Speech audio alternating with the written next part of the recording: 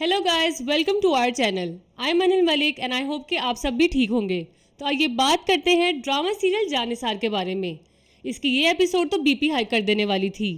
सो जिनको बीपी का इशू है वो ये एपिसोड ना देखे। तो पहले सीन में हम देखते हैं कि दुआ की तबीयत खराब है और घर में डॉक्टर को बुलाया जाता है। तो डॉक्टर बताती है कि दुआ इज एक्सपेक्टिंग। नौशरवान वहाँ बुत बना खड़ा रहता है और कशमाला बीबी ये कह देती है कि अब मुबारकबाद किसको देनी है, सरफराज को या गजनवी को। वैसे ये कहने वाली कोई बात थी, मतलब कुछ भी फजूल बकवास कर देती है औरत। और नौशरवान उसने तो एक लफ्ज़ भी नहीं कहा, वो वहाँ से चुप करके चला गया। दुआ काफ़ी परेशान होती है गजनवी के इस एटीट्यूड को लेके। ऊपर से कशमाला बाज नहीं आ रही होती अपनी बकवास करने से। मुझे समझ नहीं आती कि who can say such words. मुझे तो ये समझ नहीं आती कि गजनवी ने अभी तक इसको तलाक क्यों नहीं दी। पता नहीं क्यों जाने छुड़ा रहा इससे। आई मीन तू कौन मैं कौन फजूल में। बट आई नो इसने मुंह की खानी है। लेकिन उससे पहले अभी तो सारे फेवर्स बाजी के ही हक में जा रहे हैं। और फिर हम देखते हैं कि अम्मा साई की कॉल आती है और वो बहुत खुश होती है ये सुन के कि गजनवी की औलाद होने वाली है।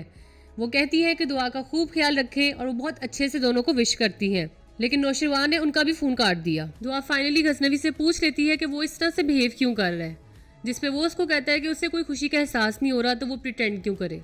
यार मतलब कुछ भी, मतलब ये किस तरह का ट्रेंड चल गया है। और वो उसे कह रहा है कि तुम्हें ढिंडोरा पीटने की क्या ज़रूरत थी। मतलब कि इतने अरसे से उसके साथ है और एंड पे वो उसको ऐसे कैसे कह सकता है। वो दोनों काफ़ी अरसे से एक साथ है, तो मुझे नहीं लगता कि गजनवी को अब ये हरकतें करनी चाहिए। चलो ठीक है, माना कि दुआ का एक पास्ट है, लेकिन अब इनको मूव ऑन कर लेना चाहिए। सरफराज की कॉल आ जाती है मुबारकबाद देने के लिए। बस फिर क्या था, नौशरवान तो जैसे गुस्से से पागल ही हो गया और इसी तैश में आके उसने दुआ से पूछ लिया कि आखिर बच्चे का बाप कौन है, और वो भी चीख के बोलती है गजनवी।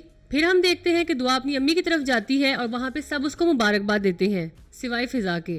फिजा अब उससे मुंह बना के बैठी होती है और उसको कहती है कि ये सब कुछ तुम्हारी वजह से हुआ है।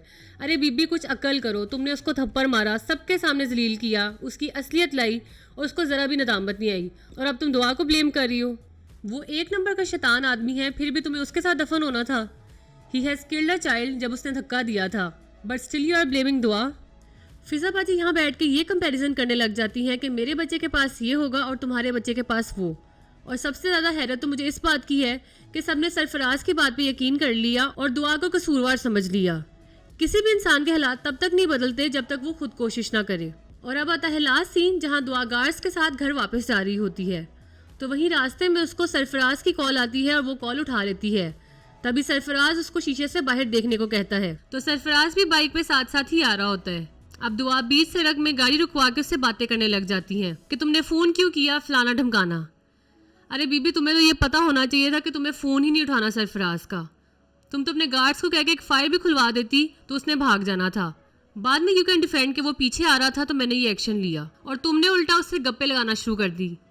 ओ बाजी, फ़ोन में एक ब्लॉक की ऑप्शन भी होती है, उसको इस्तेमाल कर, और अगर नहीं पता तो हमें अपना फ़ोन मॉडल बताएं, हम आपको बता देंगे सर्च करके। अब हम नेक्स्ट एपिसोड में ये देखते हैं कि दुआ अपने कमरे में होती है और उधर सरफराज आ जाता है और ऊपर से गजनवी भी वहाँ पे आ जाएगा, तो पता नहीं फिर क्या होगा। सो नेक्स्ट एपिसोड काफ़ी इंटरेस्टिंग लग रही है। तो ये था हमारा आज का ड्रामा रिव्यू। अगर आपको हमारी वीडियो अच्छी लगी है तो कमेंट करके जरूर बताएं। For more videos like this, like and subscribe our channel and don't forget to press the bell icon. Allah Hafiz.